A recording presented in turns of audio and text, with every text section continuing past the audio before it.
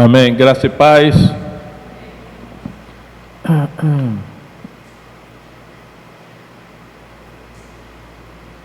Esses dias agora estou pregando sobre cura divina, que é um assunto que interessa a todos nós, né? Muito prático, porque normalmente nós precisamos de cura, de saúde. Então eu quero hoje discorrer sobre Lucas capítulo 13, a partir do... Eu vou ler... Vamos ver aqui o que eu vou ler. A partir do verso 14. O título é A Cura da Mulher Encurvada. Então vamos lá, eu vou procurar extrair algumas lições aqui, né? Lucas 13, 14.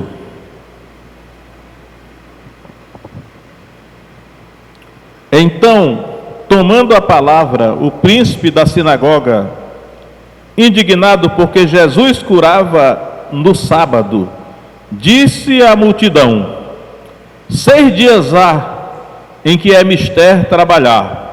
Nestes, pois, vinde para serdes curados, mas não no dia de sábado. Respondeu-lhe, porém, o Senhor e disse: hipócritas, no sábado não despende da manjedoura cada um de vós o seu boi ou jumento, e não o leva a beber?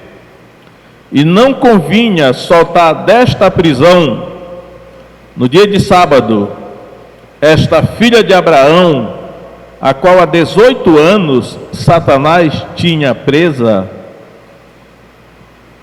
Então, o texto é muito rico e eu vou extrair alguns pontos aqui desse texto, né?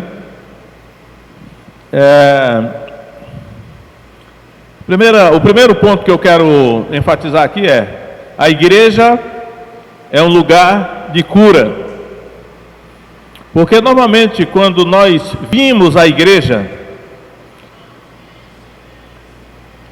nós vimos com o objetivo talvez de encontrar uma pessoa amiga, talvez de nos reunirmos com os irmãos, talvez com o objetivo de cantar para Deus, talvez com o objetivo de ouvir um sermão, uma palavra. Apesar de que a palavra sermão hoje ela está queimada, estigmatizada, né? Aí já se ouvir uma palavra da parte de Deus.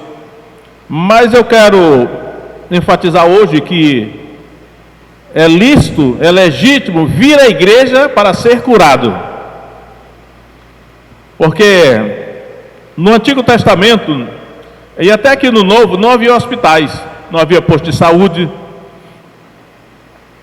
E quando as pessoas adoeciam em Israel, ela geralmente ia ao sacerdote, normalmente era o sacerdote, que era a pessoa que declarava a cura ou que dava lá o diagnóstico. Mas sabemos também que os profetas, como Eliseu, por exemplo, que curou Naamã, o sírio, os profetas também curavam, né?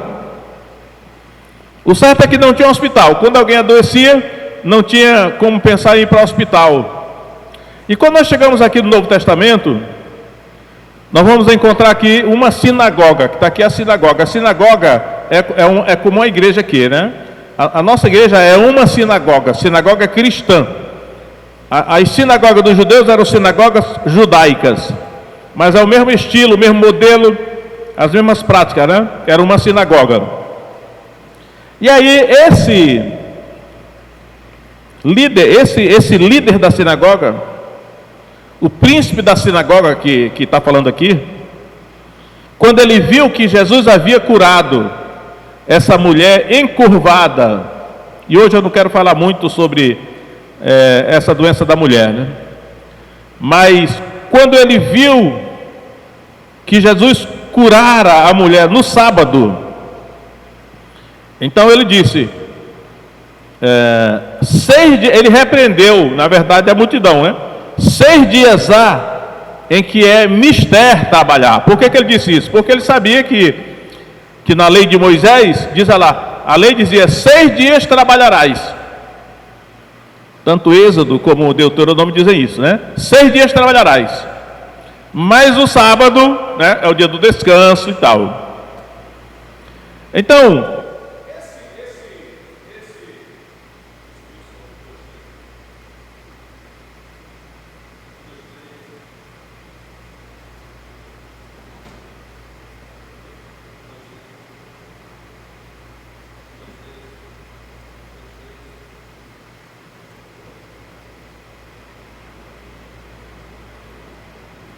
esse aqui foi a pilha que não está acendendo, né?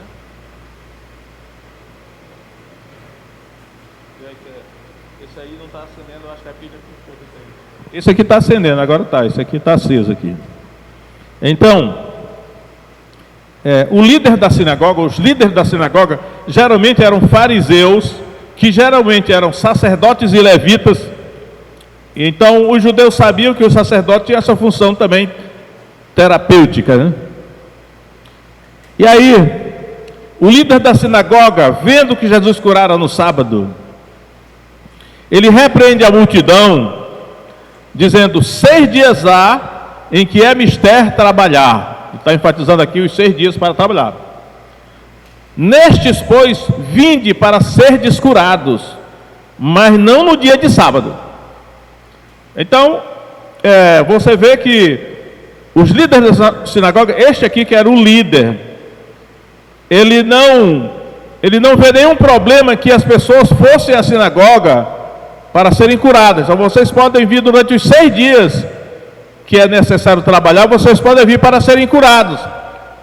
Então o próprio líder da sinagoga, que deveria ser um sacerdote e um fariseu, ele reconhecia que era lícito as pessoas virem à sinagoga para serem curadas, mas não no sábado, né? E por acaso Jesus tinha curado essa mulher no sábado. É claro que esse líder da sinagoga aqui, ele está falando indiretamente para Jesus. Mas como ele não tem coragem de falar diretamente para Jesus, né, ele não tem coragem de peitar Jesus, ele fala para o povo, né? Mas na verdade ele estava fazendo uma censura a Jesus, porque Jesus curara no sábado.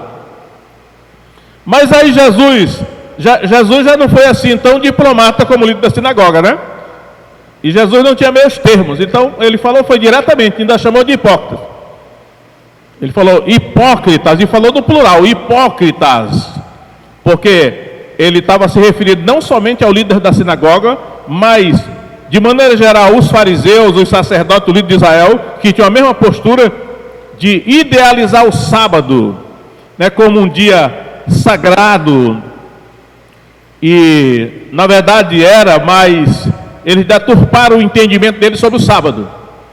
E aí Jesus repreendeu diretamente os líderes da sinagoga, com palavras duras, né? Hipócritas, no sábado não desprende da manjedoura cada um de vós o seu boi, ou o seu jumento, e não leva a beber? Ou seja, e Jesus não consertou, não repreendeu o líder da sinagoga, porque ele tinha dito que o povo podia vir nos 6 dias da semana para ser curado no culto da sinagoga. Mas o que Jesus repreendeu é porque ele disse que a pessoa não podia vir no sábado. Então Jesus quis dizer: olha, as pessoas devem vir à sinagoga para serem curadas, não só nos 6 dias, mas também no sábado. E aí ele usou a ilustração aqui, comparação dos animais, né, que os judeus mantinham os animais 6 dias trabalhando, e no 7º dia ele levava os seus animais para beber, né? Ele fala aqui de jumento e boi, né? De boi e jumento, geralmente é jumento e boi e jumento. Então ele disse: vocês, no 7º dia vocês levam os animais de vocês para beber, né? Porque os animais, eles estavam assim como que cativos, né? E aí eles eram obrigados a trabalhar os 6 dias. Naturalmente, creio eu que nos 6 dias eles tanto comiam como bebiam. Mas no sábado era um dia especial que eles tiravam os animais do cativeiro e davam assim um descanso para eles, né? levava para caminhar, né, para comer em outros lugares, beber água em outros lugares e tais. Então, aí Jesus diz isso aí, né? Não convinha soltar desta prisão, no dia de sábado, esta filha de Abraão, ao qual há 18 anos Satanás tinha presa. Então, mas voltando ao meu ponto, o meu ponto que eu quero enfatizar é: a igreja é lugar onde se deve vir para receber cura. Ah, mas hoje tem os hospitais, tem o SUS, tem o posto de saúde, tem os médicos, não precisa mais. Será? A questão toda é essa. Porque hoje nós estamos condicionados pela cultura, né? Pela modernidade, pela tecnologia, pela ciência, que nós não pensamos em ir para a igreja para receber cura. A não ser em algumas igrejas, né, que são até altamente questionadas. Mas eu quero mostrar que a motivação de vir à igreja, ao culto da sinagoga cristã, no caso a igreja, para receber cura, tem base na teologia bíblica. Pode ser um princípio espiritual, pode ser que nós esquecemos disso, né? Condicionado pela modernidade e tal, e a pós-modernidade agora pior ainda. E aí, como a Bíblia diz assim que pela palavra de 2 ou 3 testemunhas toda a palavra será confirmada, eu quero citar só um versículo de Mateus 21, verso 14, que diz assim, Mateus 21, 14: e foram ter com ele no templo cegos e coxos, e curou-os. Naturalmente aqui já não era mais a sinagoga, mas era o templo de Jerusalém, o centro da religião judaica. Então foram ter com Jesus no templo cegos e coxos, e Jesus os curou. Ou seja, eles foram ao templo, né, que é o centro religioso, como a sinagoga já era uma simplificação do culto dos judeus, do templo, e também ele curou lá no local do culto. Então eu quero colocar na mente dos irmãos, despertar esse pensamento. A igreja é lugar onde também iremos para receber cura. Ah, eu não estou dizendo para ninguém deixar de ir para o hospital, nem para o posto de saúde, nem para o médico, estou dizendo. Mas também é lícito, é legítimo virmos à igreja para receber cura. Esse é o primeiro ponto que eu quero destacar aí. Em segundo lugar, eu quero destacar aí uma questão aqui que está no texto, que é assim: quando Jesus curou essa mulher,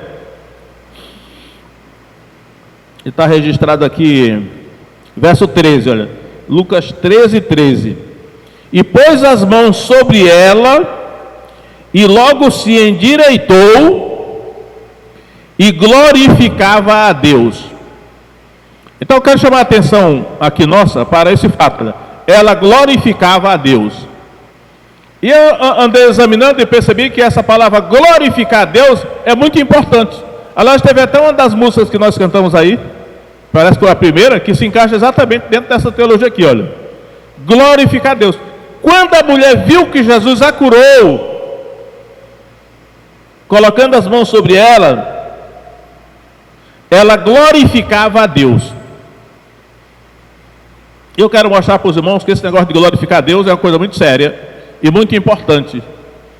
Eu até pergunto: será que eu estou glorificando a Deus? Você está glorificando a Deus? Então vou até citar alguns textos aqui semelhantes para ver a seriedade desse negócio de glorificar a Deus. Em primeiro lugar, Lucas, ainda no livro de Lucas, Evangelho de Lucas, capítulo 5, verso 25, quando Jesus curou o paralítico de Cafarnaum, que eu preguei recentemente nesse texto aqui, mas não enfatizei isso que eu vou enfatizar agora, só quero mostrar Lucas 5, 25, veja só, depois que o homem foi curado. Então, levantando-se logo diante deles, e tomando a cama em que estava deitado, foi para a sua casa, glorificando a Deus. Acredito que só Lucas registra essa parte aí, olha. O paralítico que foi curado por Jesus foi para a sua casa glorificando a Deus.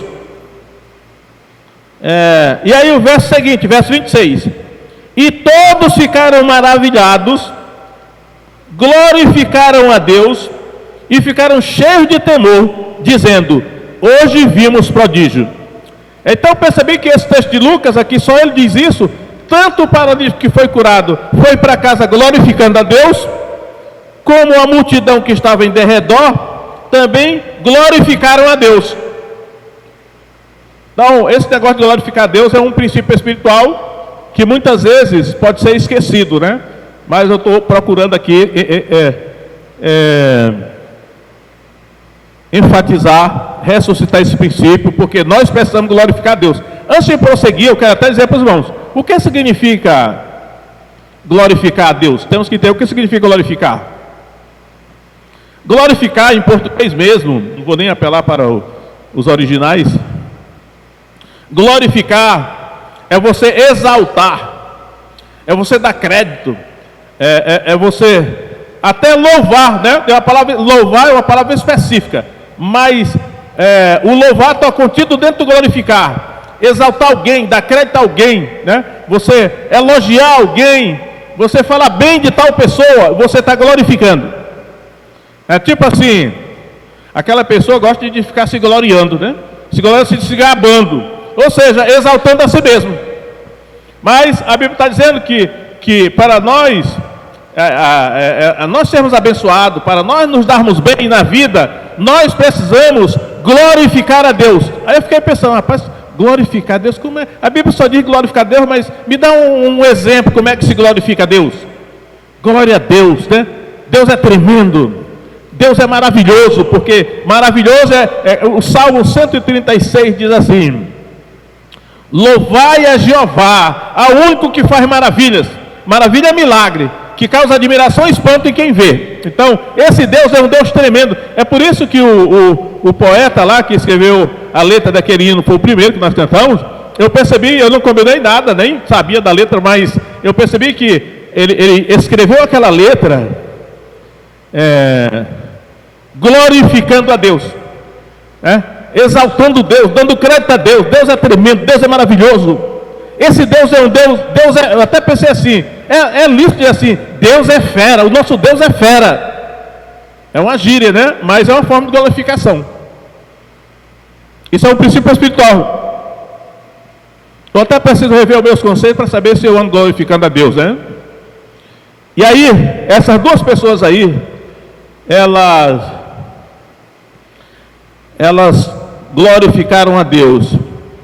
E ainda esse princípio de glorificar a Deus está em Mateus capítulo 5, verso 16. Eu vou só ler o verso 16, mas ele conclui assim, Jesus conclui assim, em Mateus 5,16: assim resplandeça a vossa luz diante dos homens, para que vejam as vossas boas obras e glorifiquem vosso Pai que está nos céus. Glorifiquem o vosso Pai que está nos céus. E quando Jesus fala aqui de boas obras, ele está falando tanto de cura como de milagres, como está falando de qualquer atitude da nossa parte que glorifique a Deus, né? Assim resplandeça a vossa luz diante dos homens, para que vejam as vossas boas obras e glorifique a vosso Pai que está nos céus. Então, os homens vão glorificar a Deus. Eu creio que o contrário de glorificar é escandalizar. Porque a gente vê aí, por exemplo, quando algum crente ou algum pastor comete algum pecado, faz alguma injustiça, como a gente vê às vezes o escândalo. Aí os ímpios, né, começam a zombar de Deus, até a blasfemar de Deus, é o contrário. Mas quando um crente ou um pastor, ou alguém que as pessoas sabem que é um servo de Deus, é um seguidor de Jesus, faz alguma coisa boa, aí eles glorificam a Deus. Rapaz, que coisa maravilhosa aquela pessoa fez. Olha, o Deus deles é um Deus tremendo, né? Porque essa pessoa fez isso, né? Aqui tanto as boas obras que Jesus fala aqui, tanto inclui as curas, os milagres, como inclui boas obras da nossa parte. Tudo que nós pudermos fazer de bem, que as pessoas vejam, para glorificarem a Deus. Veja que o que Jesus fazia na base dos milagres, essas curas, as pessoas que viam glorificavam a Deus, e a própria pessoa que era curada também glorificava a Deus. Ou seja, numa coisa ou noutra, Deus era exaltado, e Ele se agrada disso. E aí eu lembrei também que em 1 Coríntios 10:31, quando Paulo está falando sobre comida, ele termina dizendo assim: portanto, quer comais, quer bebais, ou façais qualquer outra coisa, fazei tudo para a glória de Deus. Ele deu até aqui uma chave de vida, né? Como é que nós podemos saber o que é certo ou o que é errado que a gente deve fazer aqui na terra. Ele diz: olha, você pode até não saber especificamente o que você deve fazer ou não, mas tudo que você fizer deve ser para glorificar o nome de Deus. O nome de Deus será glorificado, o objetivo é esse. E naturalmente Deus ficando feliz conosco, ao ter o seu nome glorificado, Ele sendo glorificado, Ele nos abençoa. E tem a contrapartida também, que eu quero ler aqui para os irmãos em Atos capítulo 12. Vou ler só o verso 23. Atos 12, 23. Fala de Herodes. Herodes Agripa I.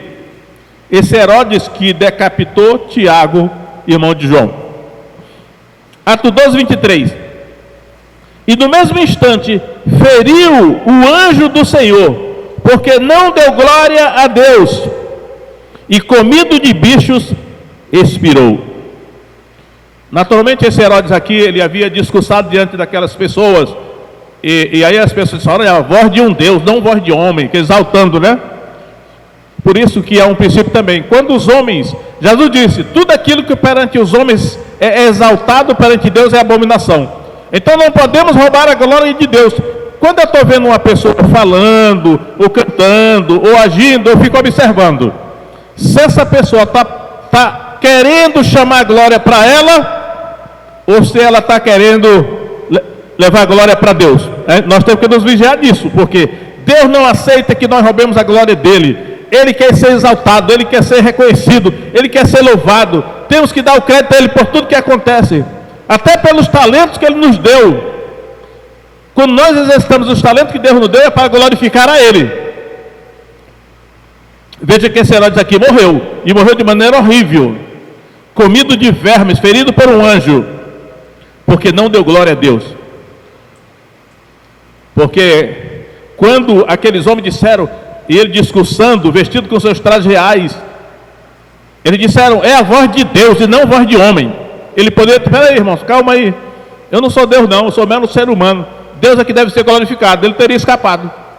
Em Apocalipse, quando João se prostra diante do anjo para adorá-lo, o anjo diz assim: não, eu sou um servo igual a você, adora a Deus. O anjo não foi besta não, né? Para depois pegar um castigo aí. E ainda, irmãos, eu quero citar Apocalipse capítulo 16, verso 9. Apocalipse 16, 9. Que é o que vai acontecer no futuro, talvez esteja perto. Isso aqui é para os ímpios, não é para crente não, mas eu vou ler, porque o princípio é o mesmo, olha só. Apocalipse 16, 9. E os homens foram abrasados com grandes calores, e blasfemaram o nome de Deus, adorá-lo, que tem autoridade sobre estas pragas, e não se arrependeram para lhe darem glória. Isso é para os ímpios, não é para crente não, mas eu vou ler, porque esse é o problema do mundo. Não se arrependeram para dar glória a Deus. Aí quando o castigo vem, quando o juízo vem, quando a desgraça vem, a pessoa vê que o negócio é sério. Então, eu saí aqui do texto de Lucas, só porque essa mulher, ao ser curada por Jesus, diz aí, verso 13, e pôs as mãos sobre ela, e logo se endireitou e glorificava a Deus. Então o que Jesus fazia, a pessoa vê que era para glorificar a Deus, né? Por isso que nós temos que ver se o que nós fazemos é para glorificar a Deus, ou então nós temos que glorificar a Deus, né? E através dos nossos lábios. A Débora falou, ainda agora, quando nós estamos aqui louvando, cantando, porque a pessoa que escreveu o hino, ela foi cuidadosa, realmente, a letra do hino é letra para exaltar a Deus, para glorificar a Deus, para louvá-lo. Então não perca a oportunidade de abrir a sua boca e engrandecer a Deus, você vai ser abençoado. Mas esse ponto aí. Agora tem um outro ponto aqui. Que eu quero também enfatizar.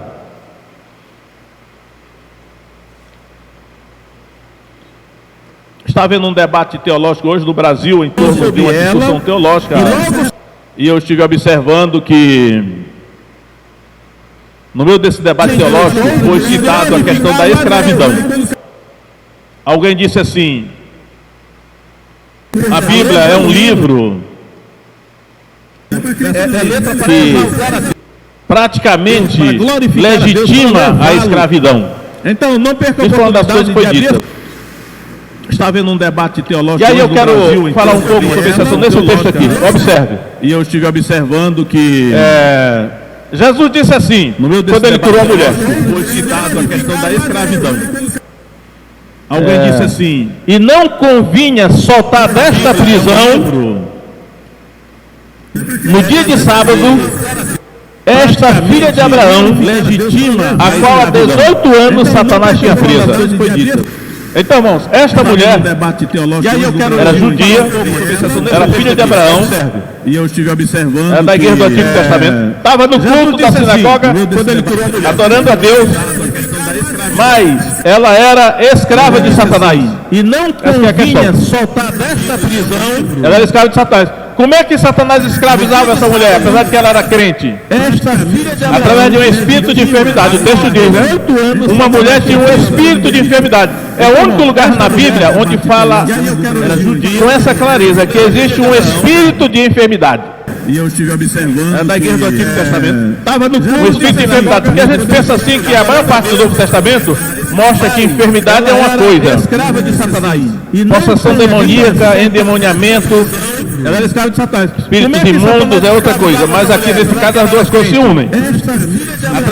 Um espírito de enfermidade fazia com que essa mulher andasse encurvada.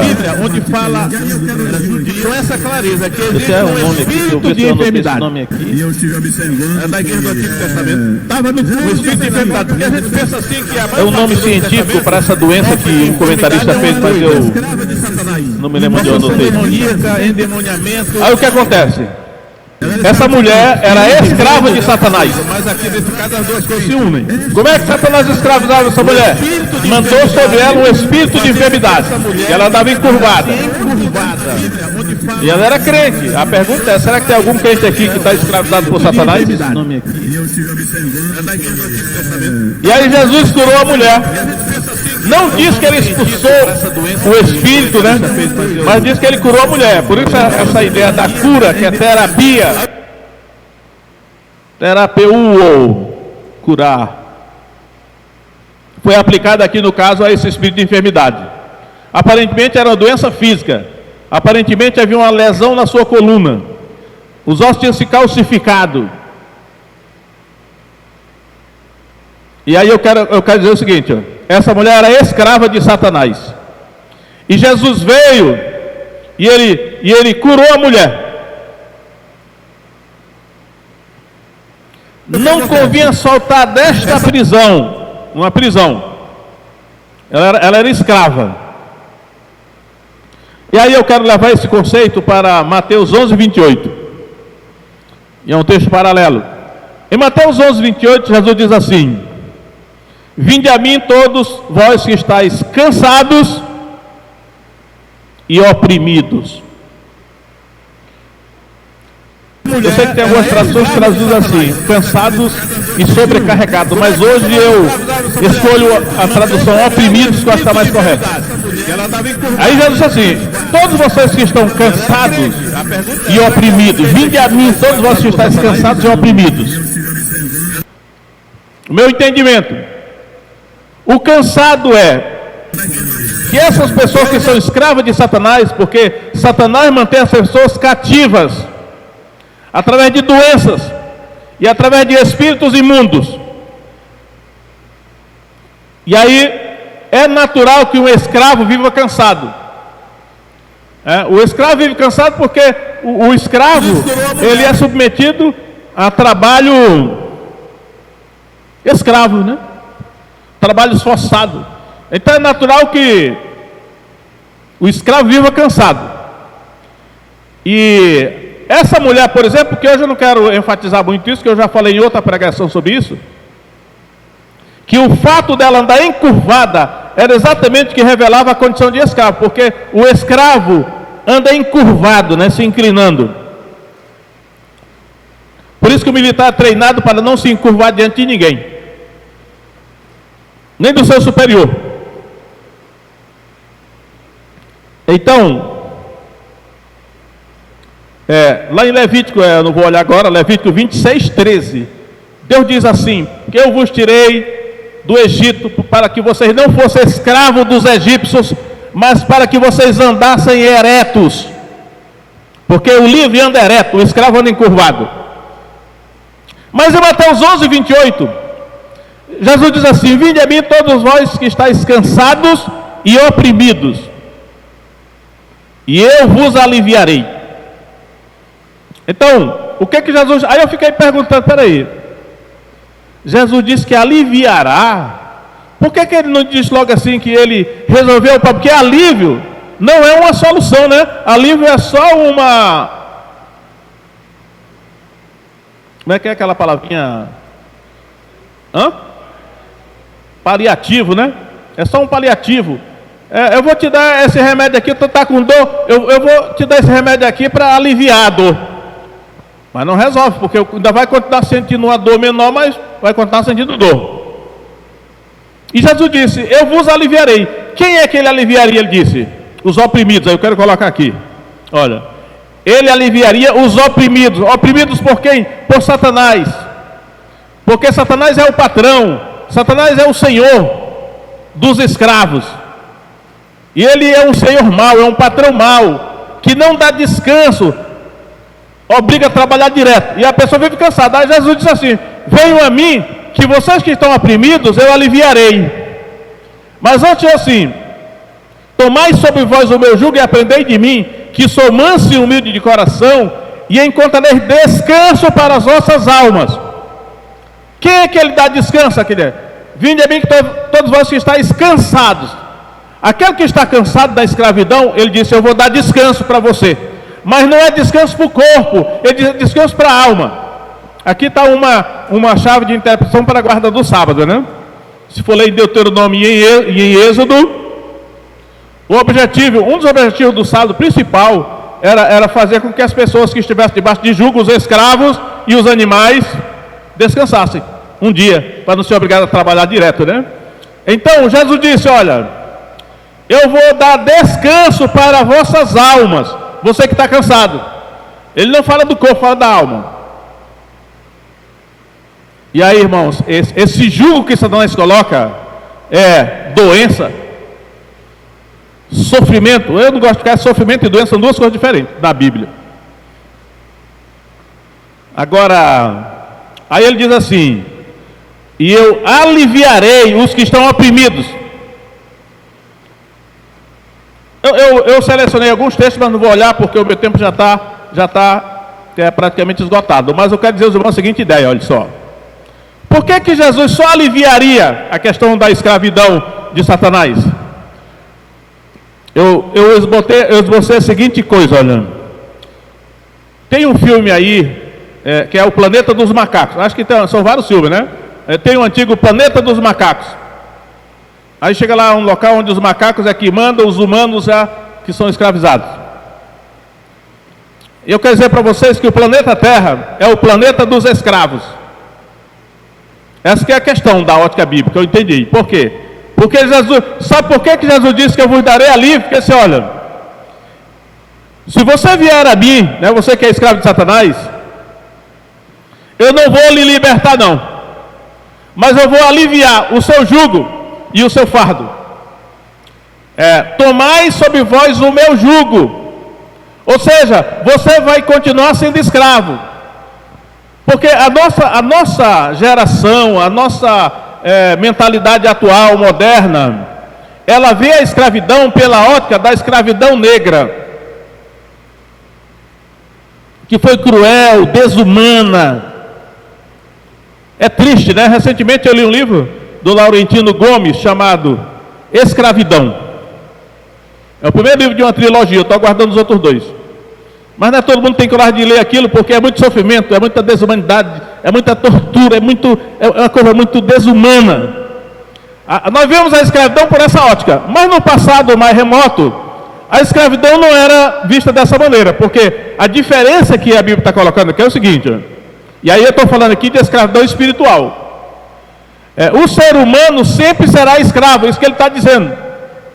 O planeta dos escravos é a terra, todos que estão na terra são escravos. A diferença é o Senhor dos escravos. Eu separei os textos de Efésios, Colossenses, e aí eu percebo o seguinte: o problema é que a Bíblia, ela não fala contra a escravidão, mas ela regulamenta a escravidão. Paulo diz lá, né? Ele vai dizendo a obrigação de cada um assim: vós escravos. O problema é que a palavra doulos em grego significa escravo. É traduzido em português por servo, e isso, de certa maneira, ela enfraquece o sentido da palavra. A palavra do grego é doulos, é escravo. Servo é um abrandamento da tradução para não associar com a escravidão negra que nós, até mais recentemente, né, abominável. Mas a palavra é escravo. Então Paulo diz assim: vós escravos, sujeitavos a vossos senhores, não sei o quê. Aí começa a regulamentar como é que deveria o escravo se comportar. E depois assim: vós senhores, é Kyrios. Kyrios é o dono dos escravos. Ele diz: olha, vocês não maltratam os escravos. Aí diz assim: lembrem que vocês têm um senhor no céu, um outro Kyrios. Vocês são o Kyrios desses escravos aí, mas acima de vocês tem um outro Kyrios, que é Jesus, e você é escravo dele. E em 1 Coríntios capítulo 7, Paulo diz lá: foste tu chamado sendo escravo, não te preocupes. Se ainda pode ficar livre, aproveita a ocasião. Ele está dizendo: isso não é a coisa mais importante. Quer dizer, porque aquele que é chamado sendo escravo é um liberto do Senhor, Jesus Cristo. E aquele que é chamado sendo livre é escravo de Cristo. Então a ótica da Bíblia é essa, olha. Aqui eu estou falando literalmente, não é no sentido mais espiritual, né? Eu acho que tem até um sentido físico aqui também, porque o princípio a escravidão é uma coisa ruim, mas diante da situação do planeta Terra, dos pecadores e tudo mais, a escravidão só foi oficialmente abolida. Eu sei que é do Brasil, foi em 1888, no dia 13 de maio. E dizem que o Brasil foi o último país desse lado do Ocidente que aboliu a escravidão. Mas a gente sabe que por todo lugar do mundo, pessoas são escravas, e são escravizadas com crueldade, desumanidade, exploradas, abusadas. Mas Jesus está dizendo o seguinte: olha, a questão da escravidão, o problema é quem é o Senhor, que é o dono dos escravos. Satanás, ele abusa dos seus escravos, ele coloca doença, ele oprime, ele não dá descanso, ele não dá o 7º dia de descanso, ele faz trabalhar direto. Mas Jesus não, Jesus disse: aprendei de mim que sou manso e humilde de coração, e encontrareis descanso para as vossas almas, porque o meu jugo é suave e o meu fardo é leve. Aí ele está dizendo: eu sou o Kyrios, o Senhor bondoso, misericordioso, trato bem os meus escravos. E aqui, essa mulher que era escrava de Satanás e que era mantida nessa prisão da enfermidade por um espírito, Jesus libertou. Só que Jesus não liberta as pessoas para elas serem livres de todo mundo, não. Ele liberta a pessoa para ser escrava dele. Aí eu digo: é escravo mesmo. Por mais que essa palavra esteja estigmatizada, mas é realidade nua e crua. E a pessoa que pensa que é livre deste mundo é escravo de Satanás. Porque é assim: se você sair de Jesus, Satanás te pega. A única segurança de você não ser escravo de Satanás é você ficar debaixo do jugo de Jesus, porque Satanás tem medo de Jesus. Não vai tocar disso, o maligno não lhe toca.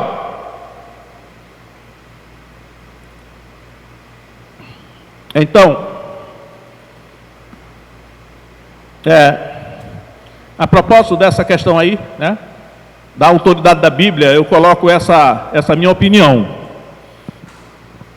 E na questão prática aqui, eu lembro que a igreja é lugar onde a gente pode vir para receber cura.